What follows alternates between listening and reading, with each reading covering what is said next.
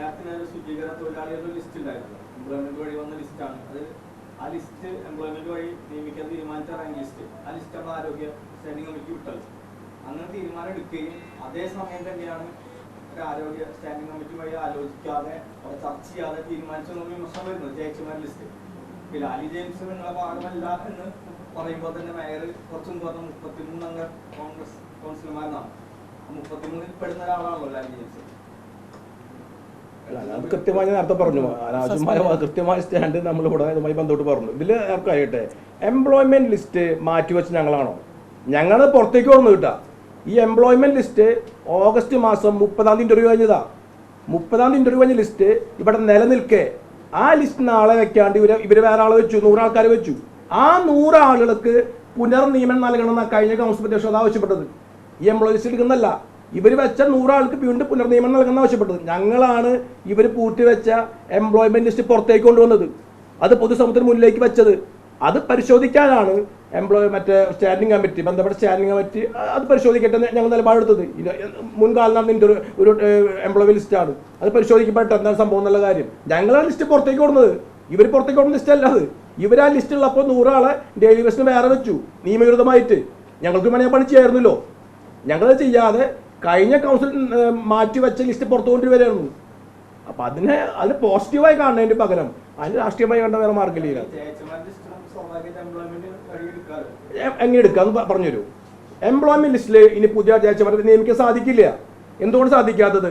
ഇവിടെ 34ഓളം ആളുകൾക്ക് LSGDയിൽ അവർക്ക് നിയമനം മറ്റേ അഡ്വൈസ് മെമ്മോ അയച്ചു കഴിഞ്ഞു. അഡ്വൈസ് മെമ്മോ LSG ഡിപ്പാർട്ട്മെന്റിൽ അയച്ച ആളുകൾക്ക് എംപ്ലോയ്മെന്റ് ലിസ്റ്റ് തരില്ല. കാരണം ഓൾറെഡി അവിടേക്ക് നിയമനത്തിന്റെ ശുപാർശ ആരംഭിച്ചു കഴിഞ്ഞു. അപ്പോൾ സ്വാഭാവികമായും കോർപ്പറേഷന് ചെയ്യാവുന്ന ഒരു കാര്യം ഭരണപരമായ തടസ്സമില്ലാതിരിക്കാൻ, ശുചീകരണം തടസ്സപ്പെടാതിരിക്കാൻ ചെയ്യാവുന്ന മാർഗം ഡെയിലി വേസിന് ആളെ വയ്ക്കുക എന്നുള്ളതാണ്. ഞങ്ങൾ പാർട്ടി ഓഫീസിന് ആളെ വെച്ചതല്ല, പത്രപരസ്യം നൽകി യോഗ്യതയുള്ള ആളെ ക്ഷണിച്ചു, അവരെ വെച്ച് മുന്നോട്ട് കൊണ്ടുപോയി. പിന്നെ 10 കൊല്ലമായി ഇവിടെ നിയമിക്കുന്ന ആളുകൾ അവരെ കാലാവധി കഴിഞ്ഞിട്ടും തുടർന്ന് പറയാൻ ഞങ്ങൾക്ക് ആർക്കും അതിനകത്ത് വേറെ വിശാലത കാണിക്കേണ്ട കാര്യമില്ലല്ലോ. ഇവരാരും PSC പരീക്ഷ വന്ന ആളുകളല്ലോ. അല്ല, അതിൻ്റെ പല മേഖലകളിലായിട്ട് നിൽക്കുന്നതാണ്. അതിൻ്റെ ഒരു ലിസ്റ്റ് നമ്മൾ പലരും കൊണ്ട്, പക്ഷേ പല സമയങ്ങളിൽ ഇരിക്കുന്നത് നമ്മൾ ഘട്ടം ഘട്ടമായി നമ്മൾ കൈവച്ചുകൊണ്ടിരിക്കാൻ അത് വെക്കുമ്പോൾ ഉണ്ടാവുന്ന അസ്വസ്ഥയാണ് സംഭവിക്കുന്നത് ഇതിനകത്ത്.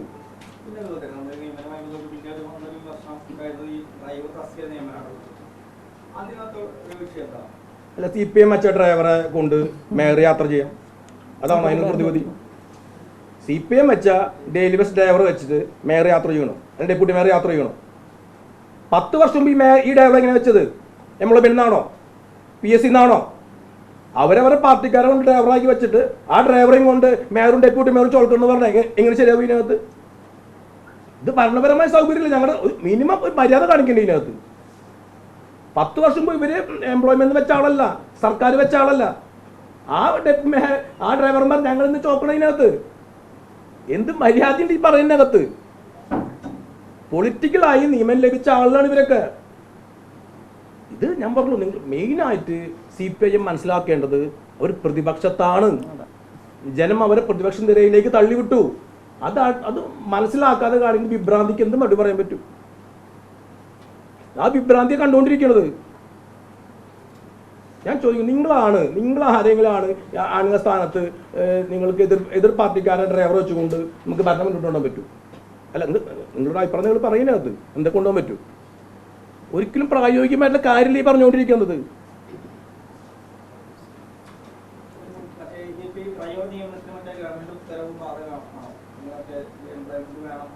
അല്ല, ഗവൺമെന്റ് അത് എംപ്ലോയ്മെന്റ് നാളെക്കും അതിന്റെ കാര്യങ്ങളും ഞങ്ങൾ കടക്കും. പക്ഷെ ഞങ്ങൾക്ക് ഇവിടെ തൽക്കാലത്തിൽ മുന്നോട്ട് കൊണ്ടുപോകാൻ ഞങ്ങൾക്ക് ആളെ വെക്കേണ്ടി വരും.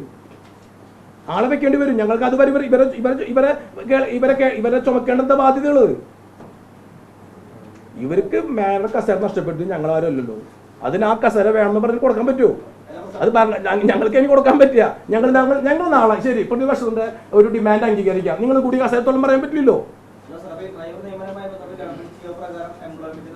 അത് അതിന് നടപടിയിലേക്ക് കടക്കുമല്ലോ, സ്വാഭാവികം ഞങ്ങൾ കടക്കുമല്ലോ. ഇതിനകത്ത് ഞങ്ങൾക്ക് എന്താ കടക്കാൻ ബുദ്ധിമുട്ട്? ഇത് ഞാൻ പറഞ്ഞത് അത് ഞങ്ങൾക്ക് ഇതിനകത്ത് ഇവിടെ വന്ന വഴിയിൽ കാണുന്ന ഇത്തരത്തിലുള്ള ആളെ വെച്ച് മുന്നോട്ട് പോകാൻ പറ്റില്ല. സ്വാഭാവിക നടപടി എടുക്കും. ഇതിനകത്ത് അവരെ ഒഴിവാക്കി മുന്നോട്ട് പോകേണ്ടി വരും. ഇതിന്റെ പുതിയ കാര്യമില്ലല്ലോ.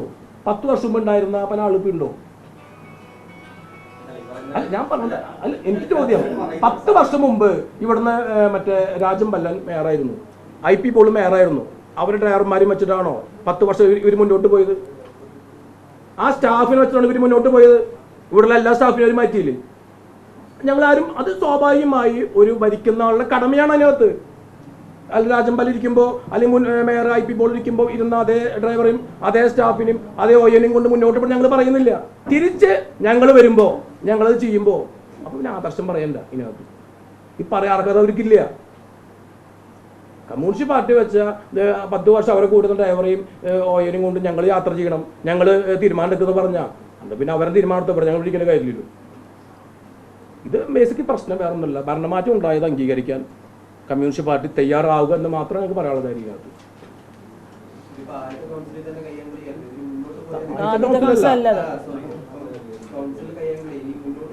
അല്ല, ഇത് കയ്യാങ്കളി ആവേണ്ട സംഭവമില്ലല്ലോ. അവർ ഉന്നയിച്ച വിഷയത്തെ ഏറ്റവും മാതൃകാപരമായി മേയർ ഡീൽ ചെയ്തില്ലേ? മേയർ അവരെ കൂടെ പോയ സ്ഥലം പരിശോധിച്ചില്ലേ? അത് ചർച്ച ചെയ്യാന്ന് പറഞ്ഞില്ലേ? ഇത് ഡെവലപ്മെന്റ് ചർച്ച ചെയ്യാതിരിക്കാൻ വേണ്ടി കാണിച്ച ബഹളം എന്നല്ലാണ്ട് അത് കഴിഞ്ഞ് സീറ്റ് നഷ്ടപ്പെട്ട് അവിടെ സീറ്റിന്റെ പേര് തർക്കം ഉണ്ടാക്കി. അതിന്റെ പേര് തർക്കം അവിടെ ഉണ്ടായിരുന്ന മാധ്യമപ്രവർത്തകർ ചോദിച്ചാൽ അറിയാം. നിങ്ങളെല്ലാം ചിലപ്പോൾ ഉണ്ടായിണ്ടാവില്ല. TC ഉൾപ്പെടെ ചാനലോട് ഉണ്ടായിരുന്നു, ലൈവായിട്ട് എടുത്തതാ, കണ്ടതാണല്ലോ. സീറ്റിന്റെ പേര് തർക്കം ഉണ്ടാക്കി ഇപ്പൊ പുറത്ത് കിടന്നിട്ട് നിയമനം എന്നൊക്കെ പറഞ്ഞ് മുദ്രാക്കി വിളിക്കാം. അത് ആർക്കും വിളിക്കാൻ പറ്റുന്ന കാര്യമാണ് സ്വാഭാവികമായിട്ടും. അവിടെ ഉണ്ടായ ബഹളം എന്തിനു വേണ്ടിയിട്ടാണെന്നുള്ളത് അവിടെ ഇരുന്ന മുഴുവൻ മാധ്യമപ്രവർത്തകർ ഉള്ളവർ കണ്ട ആളുകളാണ്. വീണ്ടും പരിശോധിക്കാന്നാണ് നമ്മൾ പറഞ്ഞത്. ഞാൻ പറഞ്ഞത് നമ്മൾ അവർ ഡിമാൻഡിന് കൃത്യമായി പറഞ്ഞത്. ഇപ്പൊ മേയർ തീരുമാനം പറഞ്ഞപ്പോ നമ്മൾ പറഞ്ഞ കാര്യം ഇപ്പൊ എന്നിട്ട് നീ അവിടെ ഇരിക്കുന്ന ആൾ എന്നിട്ട് പോകും, അപ്പുറത്ത് പോയിരിക്കൂ. സ്കൂളല്ലല്ലോ. ആ ഇരിക്കുന്ന ആൾ ജനാധിപത്യ മാർഗത്തിൽ തെരഞ്ഞെടുക്കുന്ന ആളല്ലേ. അവര് ഇരിക്കുന്ന സീറ്റിൽ നിന്ന് അവരെ മാറ്റുമ്പോൾ അവരുമായി സംസാരിക്കണ്ടേ? ഇപ്പൊ തീരുമാനം പറയണം. ഞങ്ങൾ ഇവിടെ ഇരിക്കുന്ന ആളുണ്ട്, ഓടി വിളിച്ചുന്ന ആളുകളാ. അപ്പൊ അവരങ്ങോട്ട് മാറ്റുമ്പോ അത് അവരുമായി ചർച്ച ചെയ്യപ്പെടണം. അതിന് മാറ്റം പറ്റിയതിനകത്ത് അവരോട് കൃത്യമായി പറഞ്ഞത് 4 പേരെ മാറ്റാനാണ്. 4 പേരോട് എനിക്ക് സംസാരിക്കണം. 2 പേരോട് സംസാരിച്ചപ്പോൾ അത് അവർക്ക് മനമില്ല മനസ്സോടെ അവർ അംഗീകരിച്ചു. ബാക്കി 2 പേര് അവർക്ക് പറ്റില്ല എന്ന് പറഞ്ഞു. അത് സ്ത്രീകളായിരുന്നു.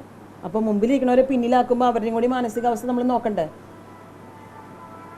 ഇത് വാസ്തവം അവർ പ്രതിപക്ഷത്താണെന്നുള്ള കാര്യം മറന്നുകൊണ്ട് ഉള്ള ഒരു രീതിയാണ് അവർ പെരുമാറിയത്. സ്കൂളിൽ നമ്മൾ പിച്ചി മാന്തി പെൻസിൽ കിട്ടിയില്ല എന്നൊക്കെ പറഞ്ഞ് വഴക്കുണ്ടാക്കില്ലേ, അതുപോലത്തെ ഒരു നിലപാടാണ്. കാര്യം മറ്റൊരാണ്. ധവളപത്രം പുറത്തേക്ക് ഇറങ്ങി, അതിനെപ്പറ്റി ചർച്ച വരും. ധൂർത്ത്, അഴിമതി, ഇതൊക്കെ ചർച്ച വരും. അത് മറച്ചു വെക്കാനുള്ളൊരു നാടകം, വെൽ പ്ലാൻഡ് നാടകം. പക്ഷേ വനിതാ കൗൺസിലേഴ്സിനൊക്കെ ആക്രമിക്കുക എന്നൊക്കെ പറയുന്നത് അതത്ര ശരിയായ നടപടിയല്ല.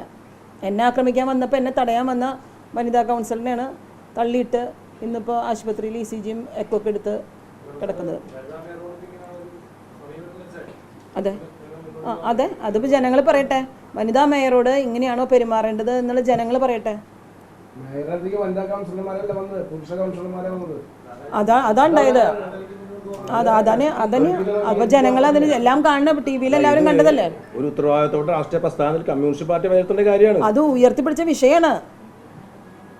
കാര്യമായിട്ടുള്ള അഴിമതി എന്തെങ്കിലും ആരോപണം വന്നെങ്കിൽ നമുക്കതനുസരിച്ച് മുന്നോട്ട് പോവാം. ബാലിശ്യമായ കാര്യം പറഞ്ഞിട്ട് ഇലയിൽ ചവിട്ടി വഴക്കുണ്ടാക്കണ പോലത്തെ ഒരു ഇത് മറച്ചു വെക്കാനുള്ള ശ്രമമാണ് നടന്നത്. സ്ത്രീകളോടുള്ള സമീപനം ഇടതുപക്ഷത്തിന് വളരെ കൗൺസിലേഴ്സിന് വളരെ വളരെ മോശം.